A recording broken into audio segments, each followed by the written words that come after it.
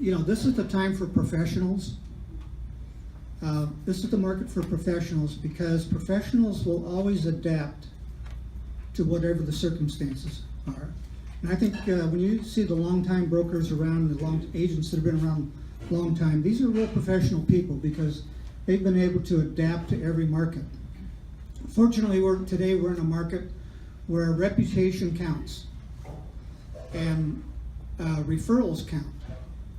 So, those businesses come back now where that's an important thing. Before, the banks could only do business with, one broker and one broker over here. And, business is just going everywhere. So I'm glad to be back in what I would call a normal market from the standpoint that it's all about referrals and, this repeat business basically and about prospecting. So to start off with, let me just talk a little bit about economists. How many of you read a lot about what's happening in the economy? Okay, yeah, a number of you do. There's two really good things. One is the Kiplinger letter. Okay, I mean, it's been around, I can't remember how long, but it's something I read all the time, basically. And of course, the other is our trend graphics, which is available to all of you on multiple listing. Economics, they have the Nobel Prize for economics. In 1974, there were two economists that won a Nobel Prize on papers they wrote that were just the opposite from each other as far as what was going to happen to the economy. And I think the real skill is, recognize, because I remember when, they kept saying the bubble was going to go and CVAR said, no, there's no bubble. So if we were following that line of thinking, we were going to be in trouble, especially brokers planning, budgeting, everything. So just understand what I say today is just kind of like my opinion based on what I read. You can look at the same data and you can have your own interpretation of that. Most of us will take any data we get and turn it to the good because we're salespeople. That's what we're supposed to do, okay? When's the best time to sell a home? Now. Okay. All right. Good. So you've all got it. Okay, so let me just talk, I want to go over some of the things that Kiplinger has. And I think a lot of the things he talks about really relate to our local market as well. And then I'll talk about Stockton. How many of you are realtors here? Just raise your hands. Okay, and almost all of you is your primary market Stockton? Okay, so I'm not going to talk about Tracy or San Joaquin County. I'm just going to talk about Stockton today. And of course, we're also the lowest price of all the markets surrounding us. So what Kiplinger talks about, he says, the housing market looks okay at the first glance, but really, they're really plaguing our industry right now. What is it? Affordability is one. There's even a more critical one. Supply. Okay? Wouldn't you agree that supply is hard to come by? A normal market, a seller's market, is when you have 0 to 3 months supply of homes. Now, the way they get that is they freeze the market and say, okay, here's how many active listings we have, and here's how many properties sold. So if we divide the number of sold into the total number of listings, that gives us the months of inventory. Sold months of inventory. Then you have pending too, but I don't really use that. So 0 to 3, keep in mind 0 to 3 is a buyer's market, seller's market, and 4 to 6 is a neutral market. Anything over 6 months is a buyer's market. So what kind of a market do you think we have here? Okay, the one thing that you should realize when you're doing trend graphics is that you can do price ranges. And so the answer to that depends on the range.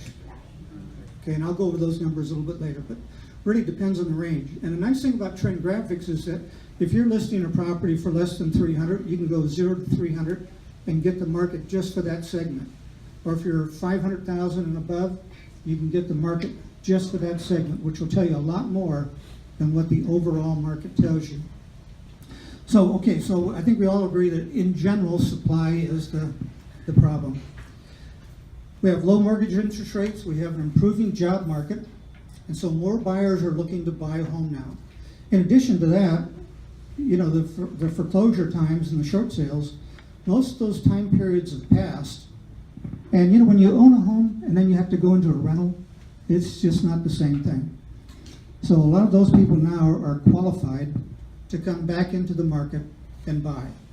So not just the improving job market, but buyers' credits have improved.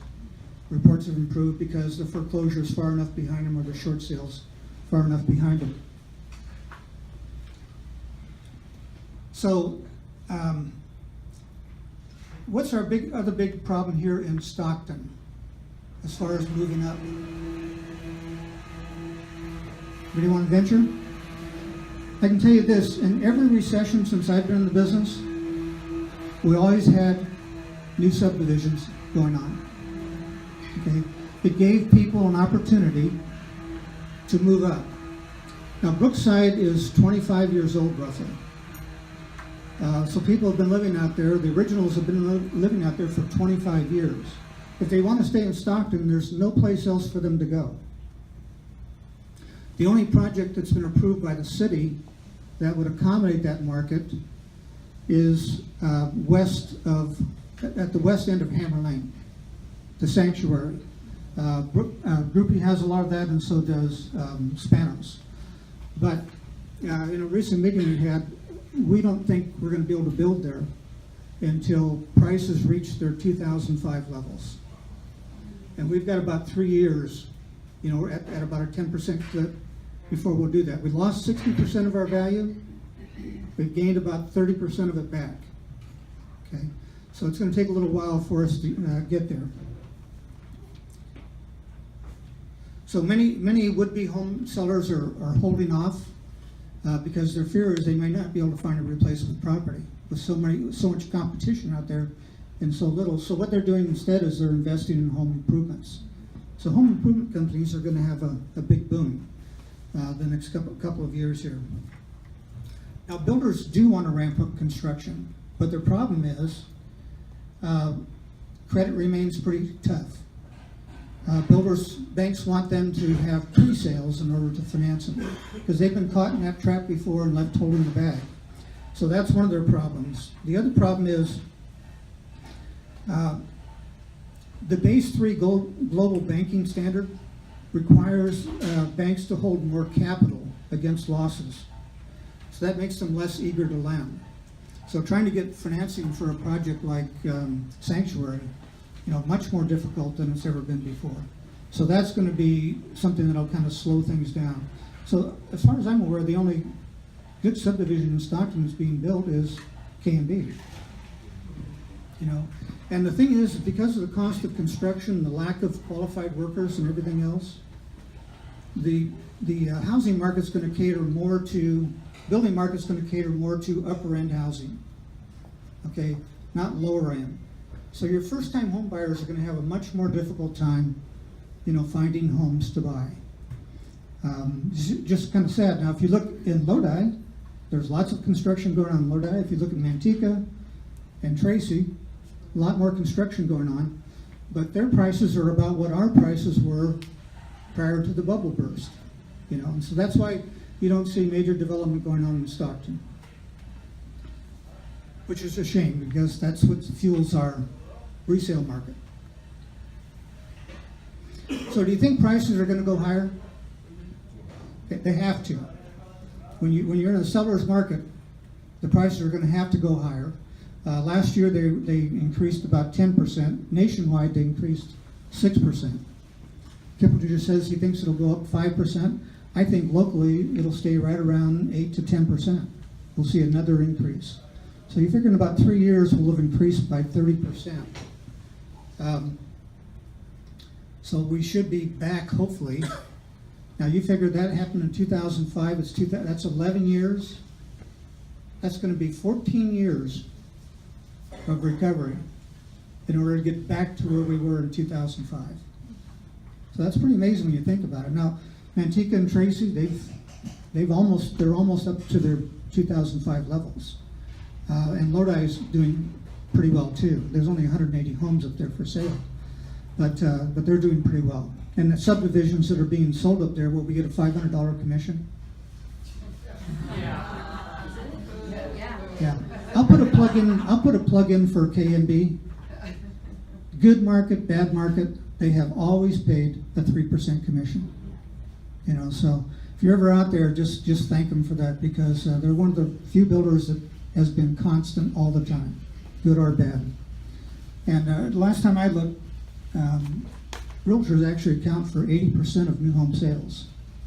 You know, so they really have to kind of depend on brokers. Lodi is a little bit different story. A lot of pent-up demand there.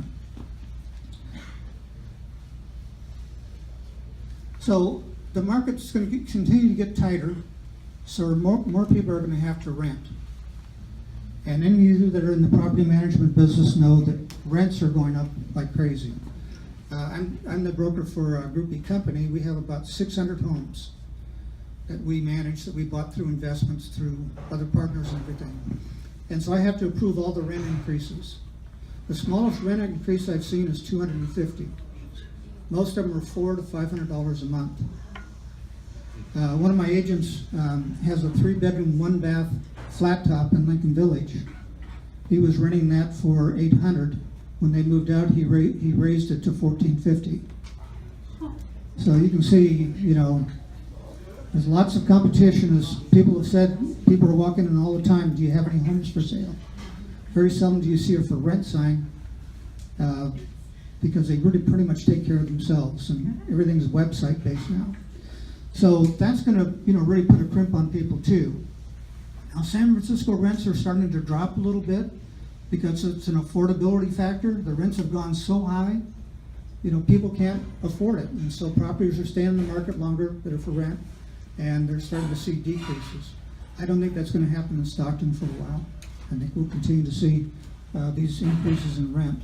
So the good thing about that is that it's not going to be easy to convince somebody that it's cheaper to buy than it is to rent. Okay, the numbers just work out really well. It's better to buy and rent. So that's basically the, you know, kind of the large picture. You know, that's in a program that used to be exclusive to subscribers. I've been in it for 21 years now, or actually 24 years. But about 2 years ago, I think, the MLS, in their wisdom, decided to include that at no cost to you. So it's an excellent tool to use. One of the things we have to be is we have to be experts on the marketplace. So when people are asking you, well, how's the market? You can't just off the top of your head say, well, it's great, it's this or that, you know. They really kind of want more information than that.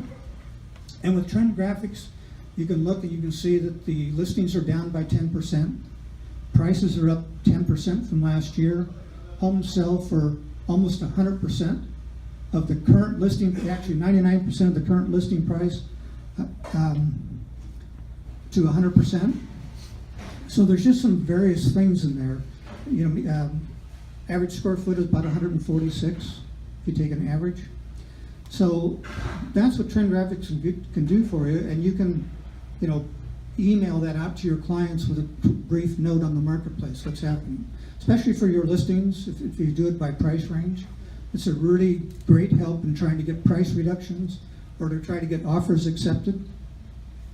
So, you know, it's something you don't have, you're paying for through your dues, but you really ought to use that, okay? And if you're a brand new agent, I guarantee you within about 3 hours you become an expert on the marketplace as far as the numbers are concerned, okay? So when you can give people specific numbers, you have much more credibility.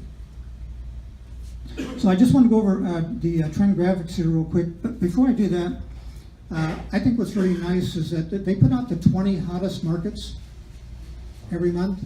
Stockton's number 5. And of the 20 homes on that, 10 of them are California properties, or California communities. And the ones closest to us are Sacramento, who's number 10, Modesto, who's number 13, and Stanislaus isn't on there. So, and San Francisco's number 4, so we're right behind San Francisco as being the hottest market. So we've got a lot of good news working for us. You can create a lot of desires on buyers by, you know, creating, you know, this is a very competitive marketplace. You know, you can't come in at 10,000 below market and expect to get it. Look, Here's the trend graphics. It's 100%. So unless you offer 100% or more, and unfortunately that percentage only goes to 100%. You know, in some cases it's probably 103, 105%, but it only goes to 100%. So that's another tool that you can use to encourage buyers to make reasonable offers the first time. So on the trend graphics, you know, if you look at the overall Stockton market, and I like to look at the quarters, comparing quarters to quarters. From last year, inventory is down by 17%. Sales are flat, and sales, I mean closings, and pendings are down 10%. What that means is that pendings are down about 10%. Because like this month we had 408 properties. When you look at this report next month and you look at August, it'd be like 350. Because we have roughly a 15 to 20% fall through rate. So even though the pending market looks like it's up, it's actually down. But prices are up. Stockton is $249, so that's the lowest of our communities in our area. And our prices here are up 9%. I think what's interesting too, though, is that overall, the listing price is $234, and the sales prices are $262. So there's about a $60,000 gap. Now, when you do the 0 to 300 range, there's no gap at all. It's almost right on.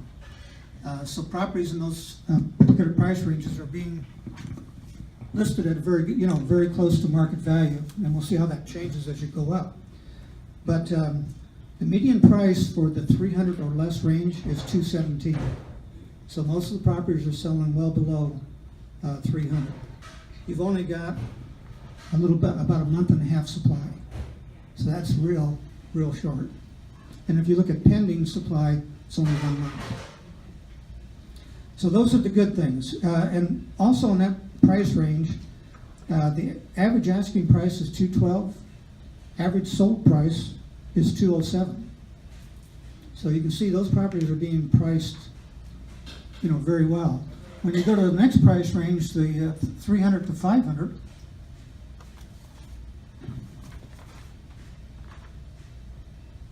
inventory is down only about 7%, but closings are up 49%.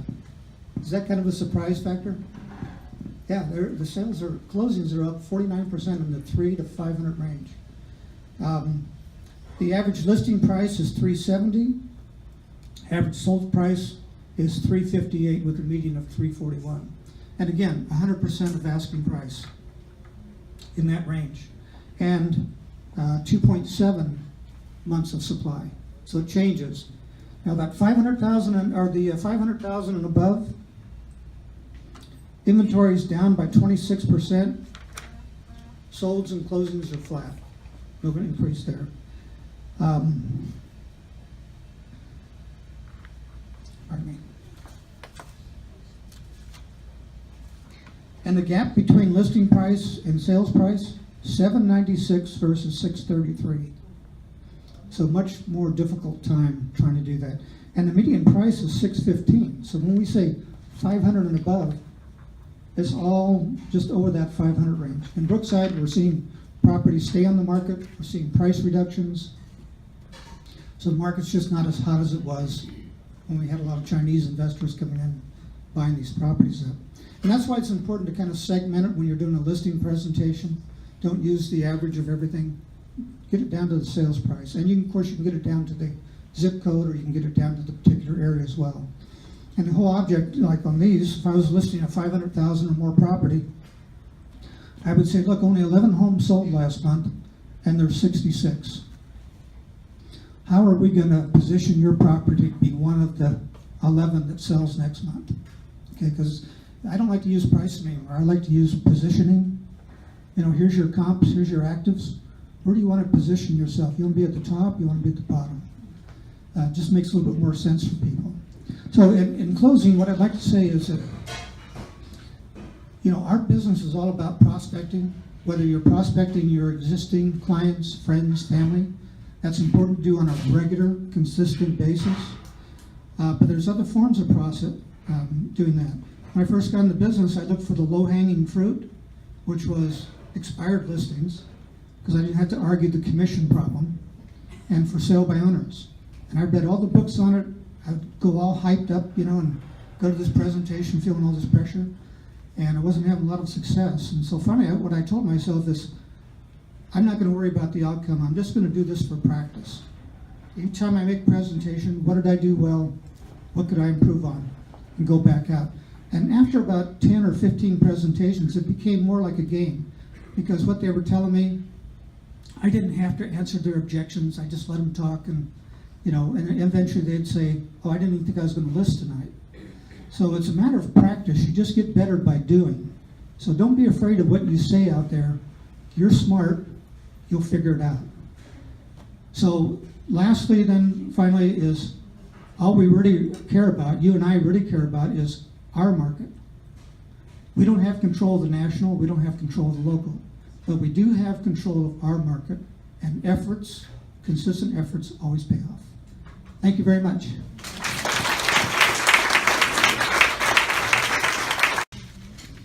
Oh, that's so thorough. There's no Great job. What is, one thing that I've been hearing from a couple of sellers, and maybe even some buyers, is this: what's going to happen with the elections? How is the elections going to affect our market and our values? And there's some people, I believe, holding back because they believe the elections is going to make some dramatic change, and they're scared. So there's a group of people out there. What might you say to them? Well, first of all, I think politics is politics. It doesn't matter who's elected. I mean, I say that lightly, okay? Nothing's going to change much because Congress is in charge. So I don't see a lot of swing either way. And we all have our opinions who we want to vote for. But in the end, I don't think it's going to really affect us that much. Maybe your big investors, they're spending big bucks or doing that, but the rest of us. Doing residential real estate, Yeah. Got it. Got it. Now, the local elections are pretty important. Any? Local elections are very important. Any other questions? Who's running? You mentioned that we are 3 years away from getting to the 2005 market. Do you see that happening? 3 years away from getting back to the 2005 market, do you see that happening? Well, at our current pace of inflation on homes, I think so. I think 3, maybe 4 years. Okay. So what I heard was, go get listings under 300,000, right? If you want to have a good Christmas, those are going to sell in 7 to 10 days. I'm just saying, help us out. We need some inventory. All right, any other questions? We do have a couple of door prizes that we'd like to